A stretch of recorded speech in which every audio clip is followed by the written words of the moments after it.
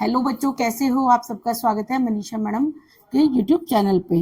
इस चैनल पर हम आरबीएसई कक्षा 5 हिंदी पाठ्य पुस्तक कवर कर रहे हैं। आज है बेटा हमारा पाठ 8 की बारी। चैप्टर का नाम है नया समाज बनाएं। ये एक कविता है, चलो इसे पढ़ते हैं। आओ नया समाज बनाएं, इस धरती को स्वर्ग बनाएं। आओ नया समाज बनाएं, जाति पाति के बंधन तोड़े, अपनेपन की कड़ियां जोड़े। इस धरती के हर मानव का मानवता से नाता जोड़े।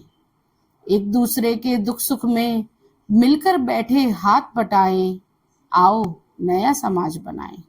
इन पंक्तियों में कवि कहना चाहते हैं कि समाज के सभी लोग मिलकर ऐसे कार्य करें कि यह धरती स्वर्ग के समान सुंदर और सुख देने वाली बन जाए। आओ हम सब मिलकर ऐसे समाज का निर्माण करें।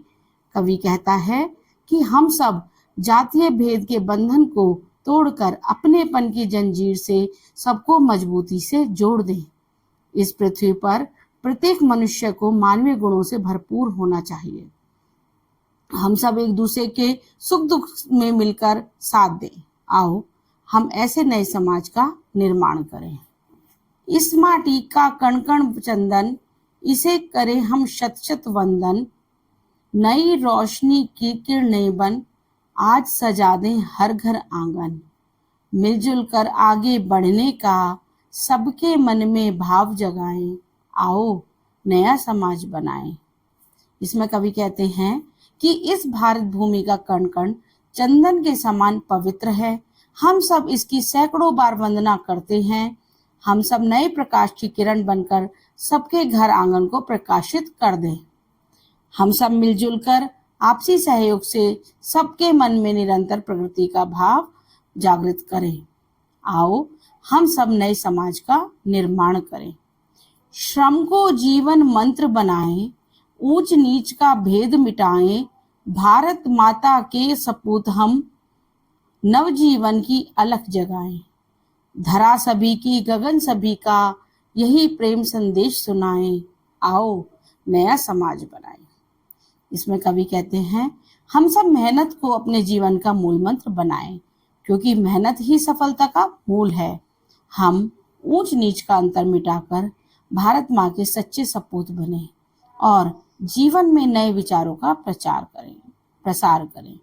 यह धरती और आकाश सबका है। यह प्रेम का संदेश हम सब सामाजिक प्राणियों को दें और एक नए समाज का निर्माण करें। तो ये थी बेटा हमारी कविता, बहुत ही प्यारी सी, नया समाज बनाएं। अब करते हैं हम इसके शब्दार्थ। समाज, समुदाय, लोगों व परिवार से मिलकर बना हुआ समूह।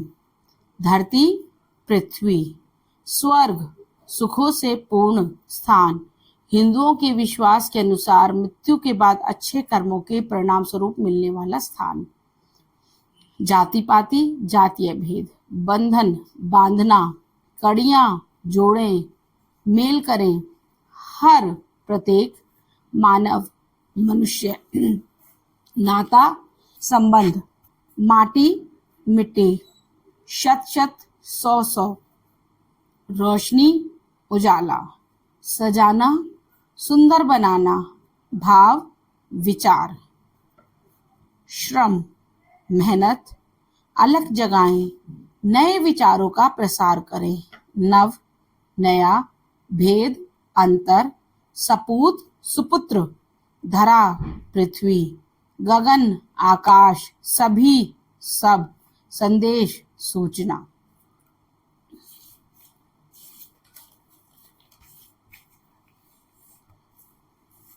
अब सबसे पहले बेटा इसका अभ्यास करते हैं हम।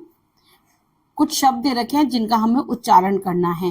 बंधन, वंदन, चंदन, मंत्र, संदेश, कड़ियां, श्रम, आंगन, स्वर्ग बनाएं, तोड़ें। सोचें और बताएं। देखो बेटा इसमें क्या करना है, निम्नलिखित पंक्तियों को पढ़ें और इनके शब्दार्थ भावार्थ लिखें। इनमें कविता में जो दो दो लाइनें ऐसे दे रखी हैं और इनका हिंदी में हमें मतलब बताना है कि इसका मतलब क्या है। तो सबसे पहला है जाति पाति के बंधन तोड़ें, अपनेपन की कड़ियां जोड़ें। इसका उत्तर है बेटा, समाज से जाति पाति की कुरीतियों को दूर कर सब अपनेपन की भावना के साथ मिलकर रहें। दूसरा है, मिलजुल कर आगे बढ़ने का सबके मन में भाव जगाएं। उत्तर, समाज के सभी लोगों के मन में एक दूसरे की सहायता और सहयोग करते हुए आगे बढ़ने की भावना पैदा करें। तीसरा है बेटा इसका, धरा सभी की गगन सभी को, यही प्रेम संदेश सुनाएं। लोगों को प्रेम से यही बताएं कि इस धरती पर सबका समान अधिकार है। ये धरती आकाश हम सबके लिए है। अब बेटा इसमें रिक्त स्थान करेंगे हम। इसमें इस धरती के हर मानव का मानवता से नाता जोड़े। नई रोशनी की किरणें बन आज सजा दें घर आंगन। श्रम का जीवन मंत्र बनाएं, ऊंच नीच का भेद मिटाएं। अब करते हैं बेटा हम इसके प्रश्न उत्तर। भारत माँ के सपूत बनकर हम कौन कौन से काम करें? भारत माँ के सपूत बनकर हम लोगों की तरक्की और उन्नति के लिए नवीन ज्ञान का प्रचार प्रसार करें। समाज से ऊंच नीच का भेदभाव समाप्त करें। कविता के आधार पर नया समाज कैसा होगा? इसका उत्तर है, कविता के आधार पर नया समाज स्वर्ग जैसा होगा, जहां ऊंच नीच जाति पाति की भावना नहीं होगी। सब लोग मिलकर रहेंगे और एक दूसरे के सुख दुख में हाथ बटाएंगे। कौन सा संदेश सुनाने की बात कविता में कही गई है? कविता में सबको प्रेम संदेश सुनाने की बात कही गई है। हमें किसका भेद मिटाने की आवश्यकता है? हमें ऊंच नीच का भेद मिटाने की आवश्यकता है। नई रोशनी से क्या तात्पर्य है? नई रोशनी का तात्पर्य सामाजिक बदलाव लाने से है। इसका आशय जाति पाति के बंधनों को समाप्त कर आपसी मेलजोल वाले सुगत भविष्य से है। हमें एक दूसरे के प्रति कैसे भाव रखने चाहिए? हमें एक दूसरे के प्रति भाईचारा व समानता का भाव रखना चाहिए। बेटा कविता में अनुस्वार व अनुनासिक प्रयोग होने वाले शब्दों को छांट कर लिखिए। सबसे पहले हम अनुस्वार लिखेंगे जिसमें पर अंक की मात्रा लगती है, जैसे बंधन, जोड़े, चंदन, वंदन, किरणें, मंत्र, तोड़े, संदेश।